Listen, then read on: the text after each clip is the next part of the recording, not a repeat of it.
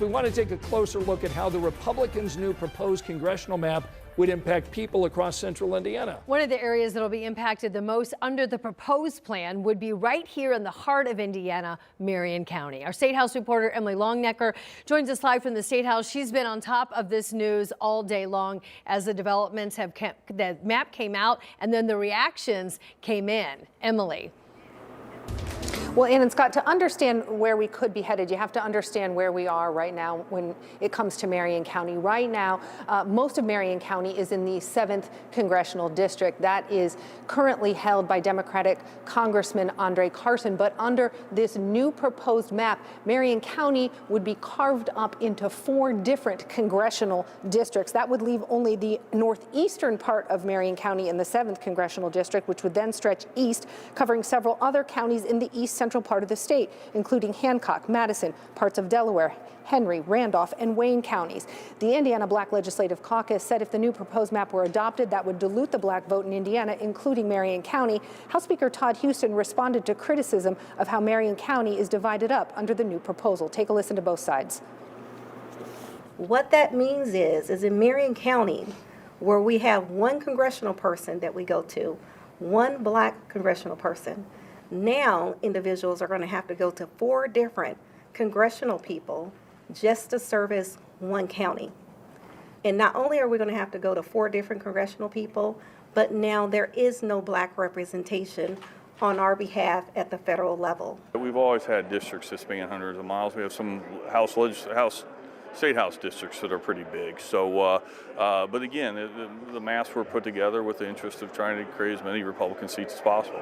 The redistricting bill also includes language that would block any legal challenges to these maps before the 2026 midterm elections. Only the Indiana State Supreme Court would be able to rule on any legal challenges. House Speaker Todd Huston has said the votes are there to pass the proposed map in the House. IU political science professor Paul Helmke says the real chamber to watch is the Senate, where he believes passage is not so certain. I still think the Senate's a big question mark on what they do here.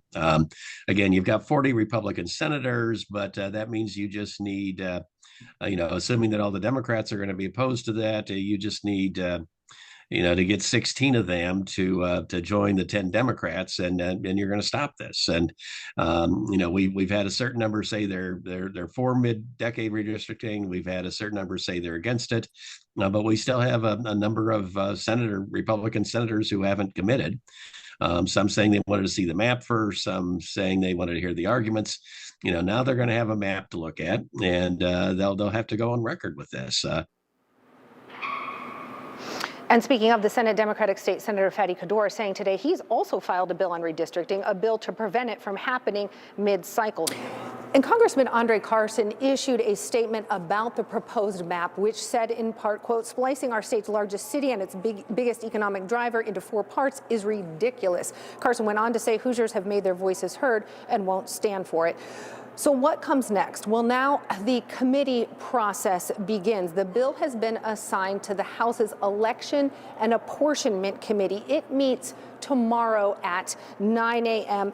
The public can start signing up to testify at that committee starting at midnight tonight. We're told that the hearing is supposed to wrap up tomorrow at 2:45 in the afternoon, which means depending on how many people sign up to testify, the committee chairman might have to limit testimony on both sides, both for these proposed maps and against these new maps. But if today's rally against redistricting is any indication of the voices speaking out against these proposed maps, I think you're going to see a lot of people on that end of it signing up. Ann, Scott?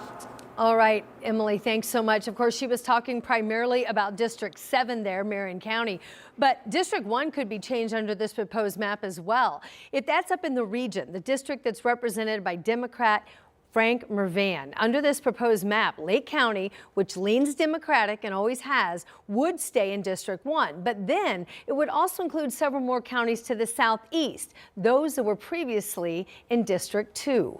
Well, there are a lot of mixed opinions tonight from people all across our state when it comes to redistricting. In fact, just hours ago, a large group came together protesting this proposed bill as House lawmakers met inside the chamber. Jenna Webster was there and joins us now live with some of their concerns about these maps released this morning. Jenna. Yeah, I mean, there was definitely a lot of frustration heard at this protest earlier today. They started out downstairs, even came upstairs, as you said, outside the House chambers. But a lot of that frustration has to do with just seeing the map for the first time. They saw it for the first time today, as we saw it this morning. And they say that these maps were drawn behind closed doors and call it a, quote, failure of transparency.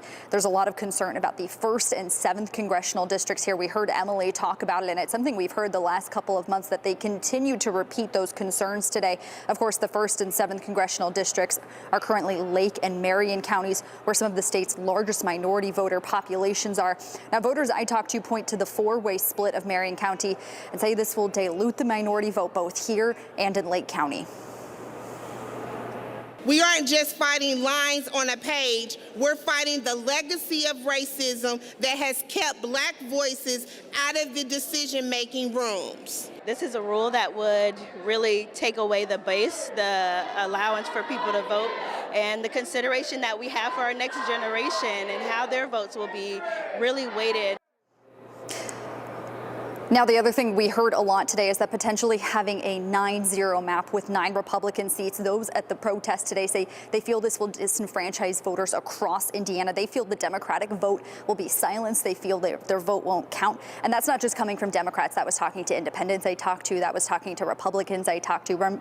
Republican I talked to today even says he feels that this will really make more I'm blanking on the word that I'm trying to think of, more extreme politics that people are running on instead of the more moderate independent votes that people might want to be casting in the next couple elections, guys. Yeah, so many people reacting today. Jenna, thanks for bringing us that perspective tonight.